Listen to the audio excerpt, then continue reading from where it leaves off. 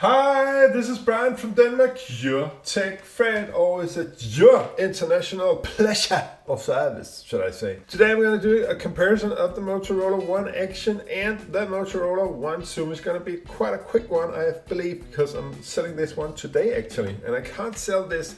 And that's a bit odd. There's an odd twist to this story. First off, let's compare the size of these two guys. I've got cover on both of them, but as you can tell, they are exactly the same height. This is not very scientific, but they are. And of course, then there's the width. As you can probably tell, the Zoom is just a little bit wider than the One Action. In the hand, this phone, the One Action, is very, very nice to use. I've used this one for 2 months, and I've used this one now for 4 to 5 months, and I'm letting it go. So said earlier on, I'll tell you why in a short while. First off, these other comments.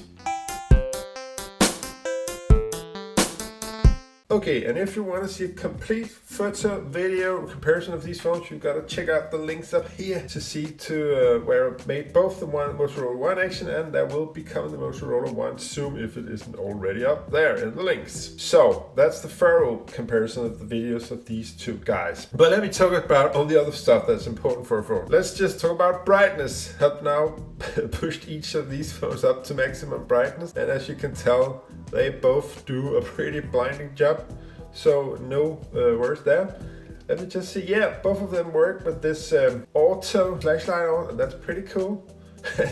And you actually use that more than you would like to think, because I don't know why. It's just come handy, you know. And then this phone has got another thing for it. I don't know if you can see it, but when it gets a message, the Motorola One Zoom, this logo will start blinking up. Right now, of course, I can't get to do it because I haven't received any messages of doing this walkthrough, but it will light up, and it's like the Bat logo, the Batcave logo, so it's very, very cool. What other cool things can I say about the Zoom? Yeah, it has like this, yeah, even you can tell that right, if you got this lying on your couch or your sofa typo, it will light up as soon as you walk by, because it like senses your movement, and then it just lights up, and it's like a phone. Yeah, also it's like a phone that is just living, and you get the impression that this phone is living. So if you're an avid texter, an avid heavy phone user, I can recommend this phone for you because it will speak to you. I like it, the phone for that. Then there is the One Action. It's also a very lively phone. It doesn't turn on quite the same way as the Motorola One Zoom, but I like this phone very much when I used it for 2 months.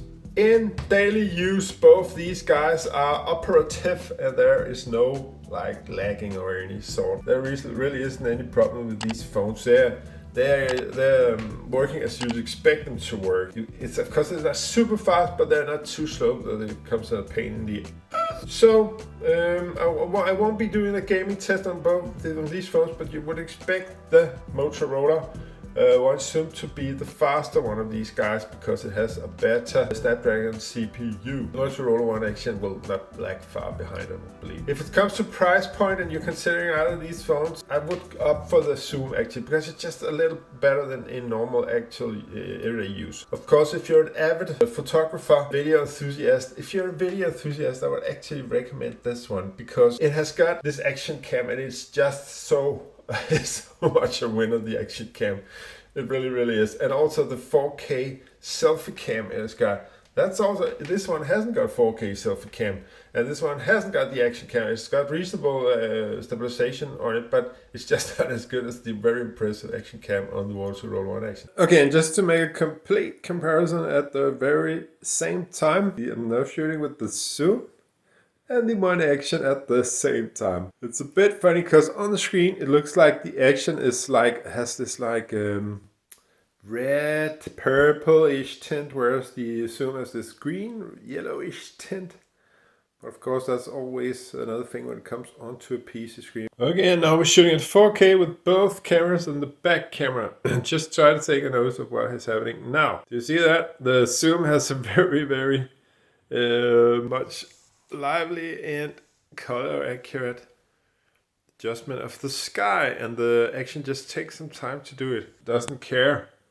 He'll make it accurate as soon as it pointed somewhat in direct direction. So for video enthusiasts, pick the One Action, and the zoom function of this phone, I just want to end right off that. The zoom function of this Motorola One Zoom is, look, if I can see a window over there right now, right? With my bare eyes, I can see the gist of the, well, I can actually see the window framing and sorts of it. And if I zoom in to the maximum of this phone, I can see the exact same thing as my eye can see. I can just show you a picture of this. I'm gonna do this right now. So this is the view I'm looking at over there. And this is at the maximum zoom capabilities of the Motorola One Zoom, right? So what am I seeing? Exactly the same that my eyes can see with the same level of detail. So it's not zoomed more in than my eyes can see, so I can't understand why you want to have a zoom ability. Of course, then you can zoom even more in if you like to do that. But still, I can't see more than I could see with my bare eyes. I don't understand the reason for that zoom camera actually. If you're a bird entrepreneur, bird watcher, maybe that would do. I've experienced sound quality and video playback on both of these phones as approximately the same, no, not much different. And now, the bombshell of these two phones. And I'm gonna tell you right now why you shouldn't buy either of these phones. I hope you enjoyed this review comparison. But you shouldn't buy either of these phones. I think this one has tendency to like not completely fall out in conversations, but sometimes it's a bit. From the person I'm talking to complained about that you're falling out, what's happening on the signal. So there's a bit of problems on the signals on this phone, I find. On this phone it's much worse, because after 2 months use, and that's the reason why I just dropped this phone straight up, it stopped wanting to make calls. I couldn't make a call with this phone, the Motorola One Action, because, well, I don't know because what, but I just couldn't. So it was a completely deal breaker for me. If a phone doesn't work as a phone, you really shouldn't buy either of these phones. I regret to say, just try another one. But especially don't try this phone. And I asked one of my cousins, and he said he had the Motorola One Vision. He said, well, you just have to restart the phone and then you can make a call. Okay, so I have to restart a phone, like 2-minute operation, to make a call. I don't fucking want to do that on the phone, right? The Motorola One Action S goes with the Motorola One Vision. Beware of the phone not actually wanting to operate as a phone in very good pace, a very good level. Buy the Motorola One Zoom if you're considering either of these phones, because it will actually work as a phone. Okay, so this is Brian from Denmark, your tech fan, and I hope you enjoyed this comparison, and have a very nice day.